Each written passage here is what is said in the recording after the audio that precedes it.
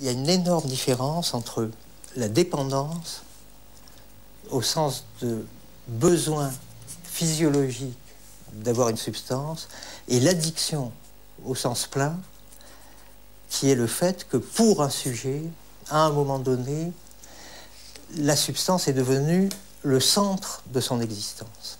Dans la dépendance physiologique, on va avoir le même genre de dépendance que celle d'un diabétique par rapport à l'insuline, de celle qu'on peut tous avoir par rapport aux aliments, à l'eau, etc. C'est-à-dire une forme de dépendance très contraignante physiologiquement, mais psychologiquement neutre.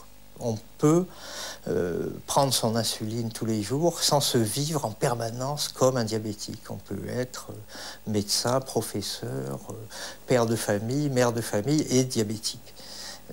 Un héroïnomane, lui, se réveille héroïnomane et il ne peut pas être autre chose parce que la contrainte psychologique et la contrainte sociale liée à l'acquisition de l'héroïne est beaucoup trop forte.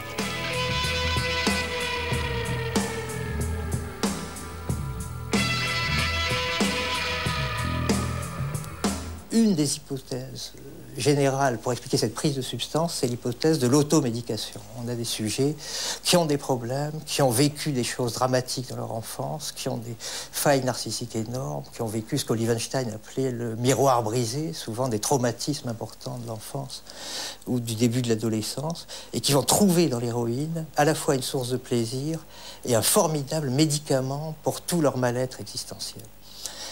Dans un second temps, ce médicament et cette source de plaisir deviennent uniquement source de dépendance. Ce qui était au début une rencontre, comme un coup de foudre, entre une personne, un contexte et un produit, devient purement, entre le produit et le corps du sujet, l'instauration d'un processus biologique de dépendance. Le mot lui-même, addiction, a une étymologie tout à fait intéressante qui avait été soulignée par le psychanalyste Jean Bergeret. Addictus, en latin, voulait dire esclave pour dette. Ce serait une façon qu'auraient certains sujets de mettre leur corps en gage pour payer une dette contractée dans leur histoire, dans leur enfance, et jusque-là impayée. Une manière de se rendre soi-même esclave pour dette. Ironically, the only relief from his demons is through the very poison that originally hooked him. The same heroin that will bind him ever more tightly to his living hell. But the blessed temporary delivery is not given through any noble, charitable motives. It's just the final step in Pete's carefully laid plan. He's made another junkie and another source of money. Quelle que soit la drogue, les mécanismes de la dépendance sont loin d'être éclaircis. Le chercheur Pier Vincenzo Piazza a voulu comprendre si chacun d'entre nous pouvait déraper dans l'addiction, ou si la toxicomanie était une vraie maladie.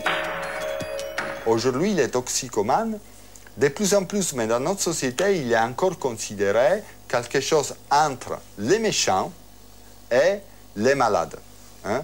Donc je trouve que socialement, c'est extrêmement important de pouvoir répondre à la question, est-ce qu'il y a une différence entre un déprimé qui, au cours d'un délire dépressif, tue 15 personnes, elle va à l'hôpital psychiatrique, et un toxicomane qui vole 2 jupes et 500 €, elle va direct en prison.